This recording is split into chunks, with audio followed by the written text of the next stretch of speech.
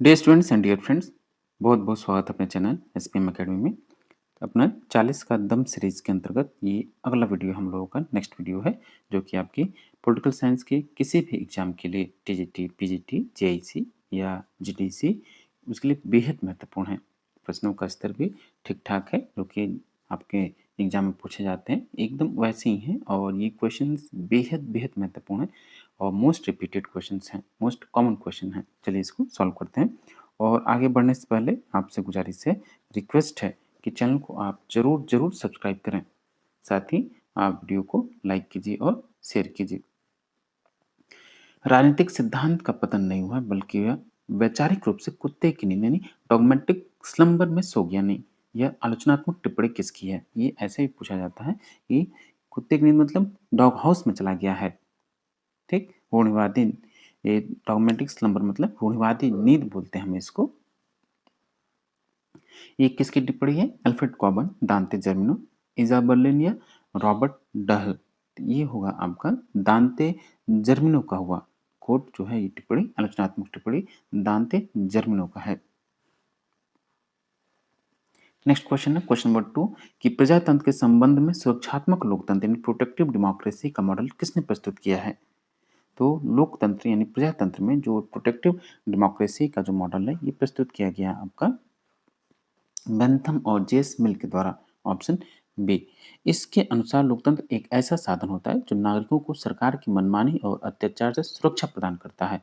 ठीक, और इसके अनुसार मानना है कि सत्ता का स्वभाव भ्रष्ट होने के कारण भ्रष्ट होता है, और इससे नागरिकों के अधिकारों की रक्षा के लिए नियमित चुनाव, गुप्त मतदान और प्रेस की स्वतंत्रता आवश्यक है। क्वेश्चन नंबर नेक्स्ट है कि कथन और कारण से संबंधित प्रश्न है। तो कथन है कि मार्क्स के अनुसार राज्य एक शोषणकारी संस्था है जो वर्ग विहीन समाज में विलुप्त हो जाएगी। ये कथन सत्य है।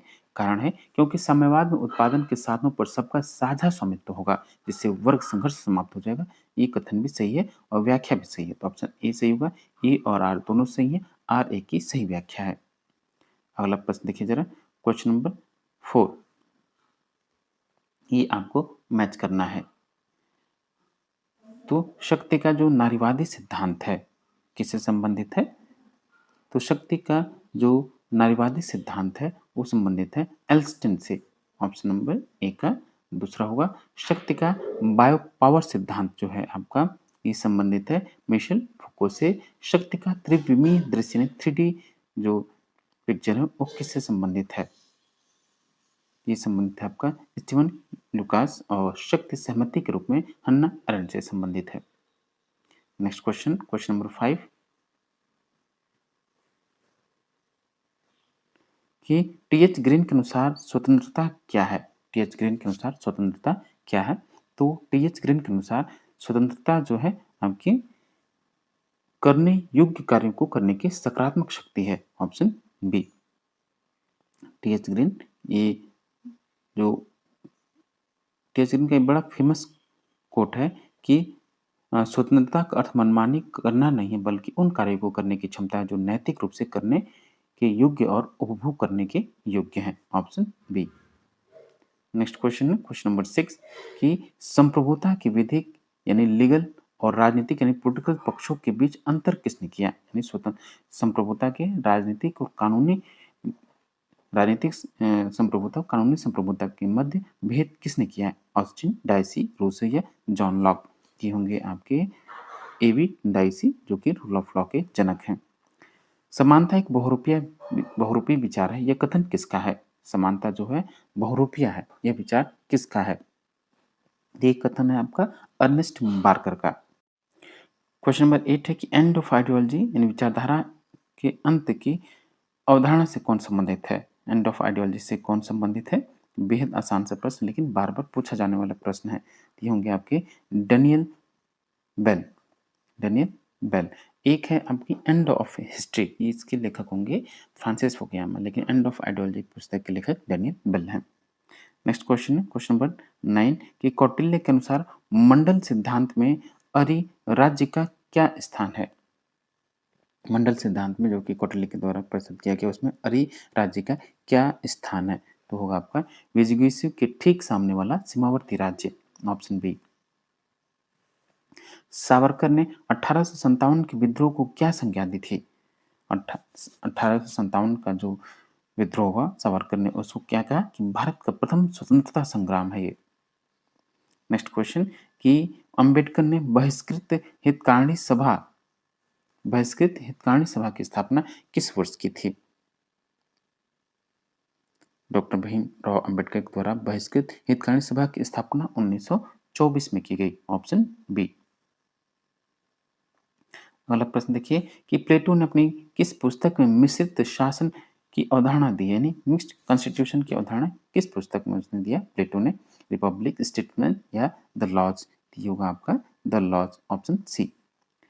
नेक्स्ट क्वेश्चन है क्वेश्चन नंबर 13 कि वितरणात्मक न्याय यानी डिस्ट्रीब्यूटिव जस्टिस का आधार योग्यता को किसने माना? प्लेटो, अरस्तु, जॉन रॉल्स या कार्ल मार्क्स? ये होंगे आपके अरस्तु, ऑप्शन बी। नेक्स्ट है कि जेएस मिल ने स्वतंत्रता पर अपने विचार किस पुस्तक में दिए हैं? बेहद महत्वपूर्ण क्वेश्चन है, बेहद महत्वपूर्ण और मोस्ट रिपीटेड क्वेश्चन है ये कि जो स्वतंत्रता संबंधित विचार है जेएस मिल ने अपनी किस पुस्तक में दिया? तो ये ऑन लिबर्टी में इनसे संबंधित विचार है, स्वतंत्रता से संबंधित विचार जेएस मिल ने ऑन लिबर्टी, जो कि 1859 में प्रकाशित हुई। नेक्स्ट है कथन और कारण से संबंधित प्रश्न है कि हेगल राज्य चेतना की उच्चतम अवस्था और वह कभी गलत नहीं हो सकता, ये कथन सत्य है हेगल के बारे में। हेगल का कहना है। कारण क्या है? हेगल का दर्शन द्वंद्वात्मक भौतिकवाद पर आधारित है, ये आपका गलत है। कथन सही है, कारण गलत है, तो ऑप्शन सी होगा। ए सही परंतु आर गलत है। अगला प्रश्न देखिए कि ये भी आपको मैच करना है 16 कि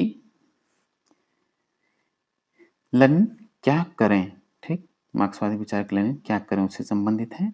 माओ जो संबंधित है आपके ये है जन दिशा से, ग्राम से जो संबंधित है आपके ये होंगे चेतना का वर्चस्व, और मार्क्स प्राच्य निरंकुशता की बात करते हैं, प्राच्य निरंकुशता। और मार्क्स ने ये जो आपका क्या बोलते हैं इसको ओरिएंटल डेस्पोटिज्म बोलते हैं, और मार्क्स ने ये कि एशियाई उत्पादन पद्धति के संदर्भ में भारत और चीन जैसे देशों के लिए इस शब्दावली का उन्होंने प्रयोग किया है। 17 रॉल्स के न्याय सिद्धांत में लेक्सिकल ऑर्डर, रॉल्स के न्याय सिद्धांत में लेक्सिकल ऑर्डर का क्या अर्थ है? जॉन रॉल्स में का जो सिद्धांत है उसमें लेक्सिकल ऑर्डर का क्या अर्थ है? ये होगा आपका कि स्वतंत्रता को समानता पर प्राथमिकता देना। लेक्सिकल ऑर्डर का मतलब है कि स्वतंत्रता को समानता पर प्राथमिकता देना। नेक्स्ट क्वेश्चन, क्वेश्चन नंबर 18 कि जॉन रॉल्स ने अपने न्याय के सिद्धांत को किस दर्शन के विरुद्ध प्रतिपादित किया है? उदारवाद, उपयुक्तवाद, मार्क्सवाद या समुदायवाद? ये होगा आपका उपयुक्तवाद।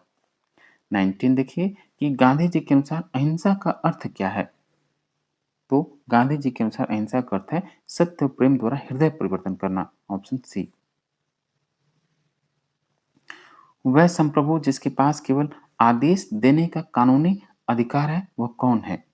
वह संप्रभु जिसके पास केवल आदेश देने का कानूनी अधिकार प्राप्त है उसे हम क्या कहते हैं, कौन है वो? तो याद रखिएगा वो होगा आपका कि विधिक संप्रभु बोलते हैं इसको, विधिक संप्रभु, लीगल सॉवरेन बोलते हैं। 21 पॉलिसी मेकिंग को राजनीति का मुख्य सरोकार किसने माना है? नीति निर्माण को राजनीति का मुख्य सरोकार किसने माना है? ये होंगे आपके Harold Lasswell, option B Harold Lasswell. Next question है क्वेश्चन नंबर 22। साथियों आपसे गुजारिश है, रिक्वेस्ट है, चैनल को आप जरूर सब्सक्राइब करें ताकि आप चैनल को ऐसे भी सपोर्ट कर सकते हैं सब्सक्राइब करके और कमेंट बॉक्स में कमेंट करके, और आप बता सकते हैं कि आपको क्या पढ़ना है। और चूंकि देखिए आपके सामने बीपीएससी टीआरई 4 और यूपी टीजीटी पीजीटी का एग्जाम बेहद नज़दीक है, तो उसमें आप उसके लिए अभी से आप तैयार हो जाएं। ये नहीं कि जब नोटिफिकेशन आए तब पढ़, लेकिन इस वर्ष आपका एग्जाम होना ही है और रिजल्ट भी इसी वर्ष आ जाएगा दिसंबर तक या जनवरी तक। तो आप थोड़ा सा धैर्य के साथ और अपनी स्टडी में कंटिन्यूटी को बरकरार रखें। चलिए क्वेश्चन नंबर 22 है कि सिटीजनशिप एंड सोशल क्लास जो कि 1950 में प्रकाशित हुई किसकी प्रसिद्ध रचना है? सिटीजनशिप एंड सोशल क्लास, ये रचना होगी आपकी टी.एच. मार्शल की। पार्टिसिपेटरी डेमोक्रेसी यानी सहभागी लोकतंत्र के मुख्य समर्थक कौन है? पार्टिसिपेटरी डेमोक्रेसी के मुख्य समर्थक कौन है? ये होंगे आपके सी.बी. मैकफरसन। नेक्स्ट क्वेश्चन है कि मार्क्स के अनुसार अतिरिक्त मूल्य यानी सरप्लस वैल्यू क्या है? मार्क्स के अनुसार अतिरिक्त मूल्य यानी सरप्लस वैल्यू क्या है? 24, ये होगा आपका कि मजदूर द्वारा निर्मित मूल्य और उसे दी गई मजदूरी के बीच का अंतर, ऑप्शन बी।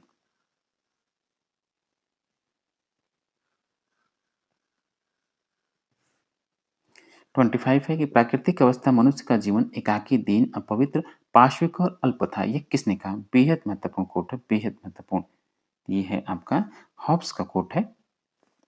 नेक्स्ट है कि मनु के अनुसार राज्य का वह कौन सा अंग है जो कोष की रक्षा करता है? मनु के अनुसार राज्य का वह अंग जो कोष की रक्षा करता है कौन सा है वो? तो होगा आपका दंड। क्वेश्चन नंबर 27 कि हिंदू पद पातशाही पुस्तक के लेखक कौन है? ये रचना बेहद महत्वपूर्ण, कई बार पूछी जाती है। तो ये वी.डी. सावरकर यानी विनायक दामोदर सावरकर की रचना है हिंदू पद पातशाही। अगला प्रश्न देखिए 28 स्व विषयक यानी सेल्फ रिगार्डिंग और अन्य विषयक यानी पर विषयक यानी अदर रिगार्डिंग कार्यों का अंतर किसने किया है? स्व विषयक पर विषयक की बात कौन करता है? देखिए ये क्वेश्चन आपसे कई बार पूछा जा चुका है। स्व विषयक और पर विषयक यानी सेल्फ रिगार्डिंग और अदर रिगार्डिंग कार्यों का अंतर किसने किया है? तो ये जे.एस. मिल ने किया है, ऑप्शन डी। नेक्स्ट है कि अरस्तु के अनुसार पॉलिटी किन दो राज व्यवस्था का मिश्रण है? पॉलिटी जो है किन दो राज व्यवस्थाओं का मिश्रण है? तो ये होगा आपका अल्पतंत्र और लोकतंत्र का। 30 इंपीरियलिज्म अ स्टडी इंपीरियलिज्म अ स्टडी नामक पुस्तक के लेखक कौन है जो कि 1902 में प्रकाशित हुई? क्वेश्चन नंबर 30, तो ये होगा आपका जे हॉब्सन।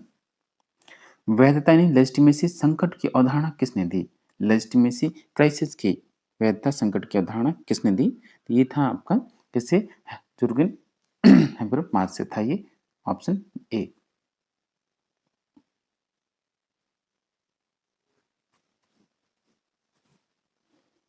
नेक्स्ट है कि the open society and its enemies पुस्तक में प्लेटो की आलोचना किसने की है? बेहद महत्वपूर्ण, बेहद महत्वपूर्ण।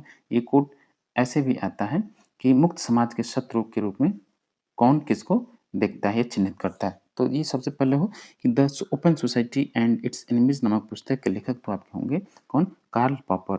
ठीक, 32 कार्ल पॉपर होंगे। उन्होंने प्लेटो को मुक्त समाज का शत्रु माना है। सत्य के साथ मेरे प्रयोग my experiment with the truth मूलतः किस भाषा में लिखी गई थी?